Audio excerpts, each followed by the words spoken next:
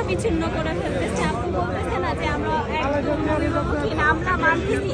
এই আমাদের থেকেও বেশি অবাগা তারেক রহমান। ওনার ব্যাপারটা, উনি আসলে জন্মের পর ছোট বয়সে বাবাকে হারায় ফেললো, তারপর নিজের ভাইকে হারাইলো, তারপরে তিনি এই দেশের এই স্বৈরাচার ফ্যাসিস্ট আওয়ামী লীগ বাচ্চাদের অত্যাচার সহ্য করলো। তার মা সারাটা জীবন এই দেশে এইরকম অসহায়ত্বের মধ্যে দিয়ে, জেল জুলুমের মধ্যে দিয়ে গেল। তিনি দেশের বাইরে ছিল, বাইরে থেকেও একটা রকম কারা নিবাস বাইরে দেশের জেলটা আটকে রাখা। উনি বাইরে থেকে তার মা এই দেশে এরকম ভাবে নির্যাতন করছে, এগুলো যায় না।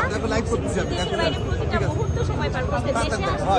দেশে আসার 2 দিন না যাইতেই, মায়ের খাবার না খাইতে, মায়ের কোলে ঘুমানোর আগেই তিনি আমাদের চলে গেল। এই নেতৃত্বে আমরা কোনোদিন ফিরে পাবো না। তার জায়গা কখনো কাউকে দিতে পারবো না। এই হৃদয়ে যাকে ভালোবেসে এই জায়গা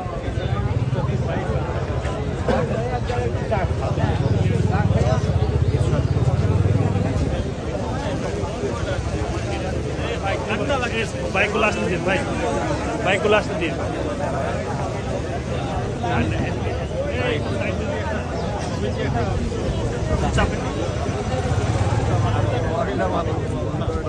অপোজিটে বলতে কি ওই যে